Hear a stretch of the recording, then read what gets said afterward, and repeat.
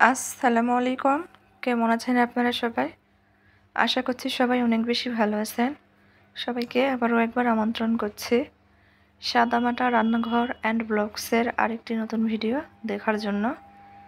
আজকে আপনাদের মাঝে হাজির হয়েছি চিংড়ি মাছের মালাইকারি রেসিপি নিয়ে। কোনো রকম নারিকেলের দুধ ছাড়াই এই চিংড়ি মাছের মালাইকারিটা রান্না করেছি। খেতেও কিন্তু ভীষণ মজার, বোঝাই যাবে না যেটা নারিকেলের দুধ ছাড়া রান্না করা হয়েছে। তো চলেন দেখি, কথা না বাড়িয়ে পুরো প্রস্তুত প্রণালী আপনাদের মাঝে শেয়ার করি। এখানে আমি আগে থেকেই চিংড়ি মাছের যে উপরের খোসাটা সেটা ফেলে দিয়েছি, দিয়ে ভালোভাবে বেছে নিয়েছি। চাইলে খোসা সহ কিন্তু চিংড়ি মাছটা রান্না করা যাবে।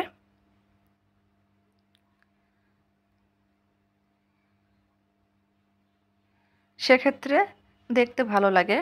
আমার ঘরে কেউ চিংড়ি মাছের এই খোসাটা খেতে পছন্দ করে না, সেজন্য ফেলে দিয়েছি আর কি। চিংড়ি মাছের মধ্যে সামান্য পরিমাণ হলুদ, লবণ, মরিচ দিয়ে খুব ভালোভাবে মেখে নিয়েছি। 10 মিনিটের জন্য রেস্টে রেখে দিব।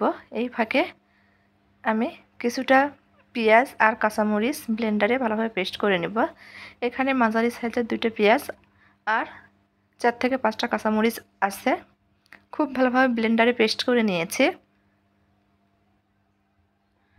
একটা বাটিতে ঢেলে নিচ্ছি। আর অফ ক্যামেরাতে আমি মাঝারি সাইজের 2টা টমেটো ভালোভাবে পেস্ট করে নিয়েছি।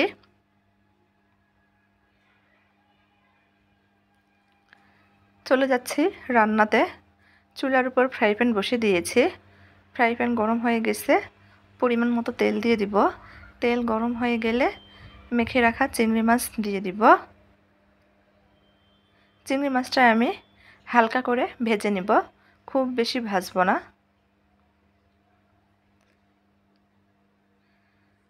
সবগুলো চিংড়ি মাছ তেলের মধ্যে দিয়ে দিয়েছি। এক পাশ হালকা ভাজা হয়ে গেলে উল্টিয়ে দিব। অপর পাশটাও কিছুক্ষণ ভেজে নেব।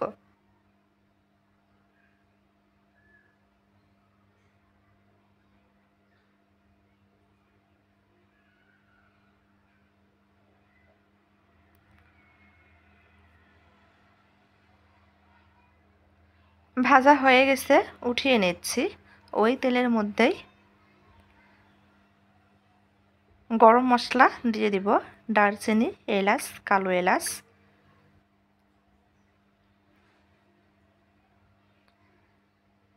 কয়েক সেকেন্ড ভেজে নেব। ভাজা হয়ে গেলে বেটে রাখা পেঁয়াজ মরিচের পেস্টটা দিয়ে দিব, নেড়েচেড়ে মিশিয়ে নেব। কয়েক সেকেন্ড ভেজে নিব, পেঁয়াজের কাঁচা গন্ধটা যাওয়া পর্যন্ত।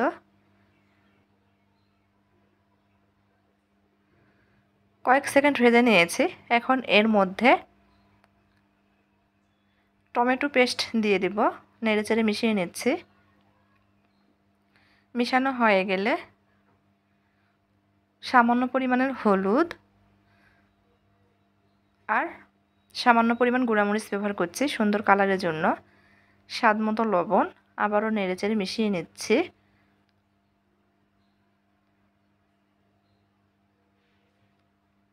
মিশানো হয়ে গেলে এখানে ভাজা জিরার গুঁড়া আর আদা রসুন বাটা দিয়ে দিব।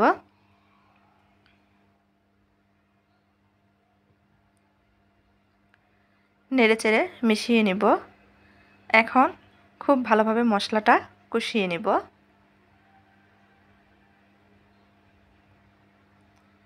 মশলা কষানোর জন্য সামান্য পরিমাণ পানি ব্যবহার করব।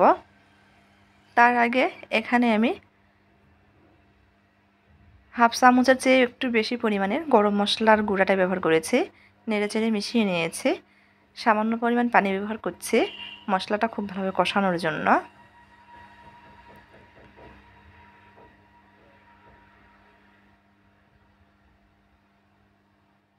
মশলাটা খুব ভালোভাবে কষানো হয়ে গেছে, তেল ভেসে উঠেছে। এদিকে আমরা যেহেতু নারিকেলের দুধ ছাড়া চিংড়ির মালাইকারি তৈরি করব, সেজন্য একটা বাটিতে আমি হাফ কাপ মতো গুঁড়া দুধ নিয়েছি। 1 কাপ মতো পানি দিয়ে দিব, নেড়েচেড়ে মিশিয়ে নিব। পানিটা এখানে আমি হালকা কুসুম গরম ব্যবহার করেছি। নেড়েচেড়ে মিশিয়ে নিচ্ছি যাতে দুধের মধ্যে কোনো প্রকার দলা পেকে না থাকে। হাতের কাছে সবসময় নারকেলের দুধ থাকে না বা নারকেল থাকে না, চাইলে এভাবে গুঁড়া দুধ দিয়ে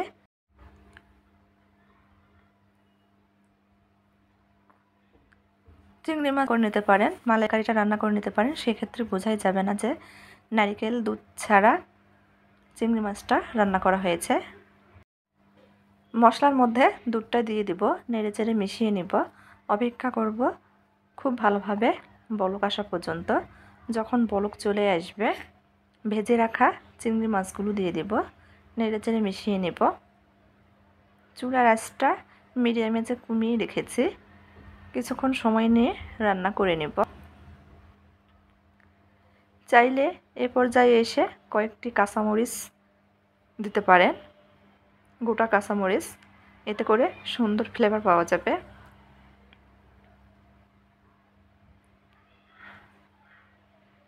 গ্রেভিটা অনেক ঘন হয়ে গেছে,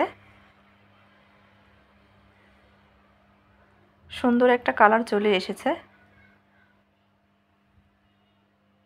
এখন এর মধ্যে আমি 1 চামচ মতো ঘি দিয়ে দিব, এতে করে সুন্দর সুঘ্রাণ ছড়াবে, খেতেও কিন্তু ভালো লাগবে।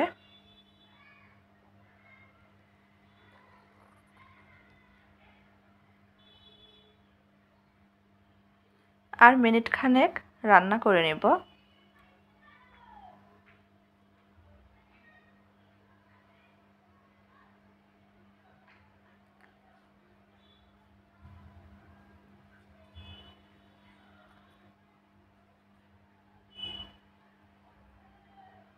তেল ভেসে উঠেছে, রান্না হয়ে গেছে। চুলাটা বন্ধ করে দিব। এখন উঠিয়ে পরিবেশন করে দেখাচ্ছি আপনাদের। দেখলেন তো, খুব সহজেই কোনো রকম নারিকেলের দুধ ছাড়াই চিংড়ি মাছের মালাইকারি তৈরি হয়ে গেল খুব কম সময়ে। যদি আজকের এই চিংড়ি মাছের মালাইকারির রেসিপিটা ভালো লাগে তাহলে সবাই দয়া করে আমার চ্যানেলটিকে সাপোর্ট করে চ্যানেলের পাশেই থাকবেন। আজকের মতো এই পর্যন্তই। সবাই ভালো থাকবেন। আল্লাহ হাফেজ।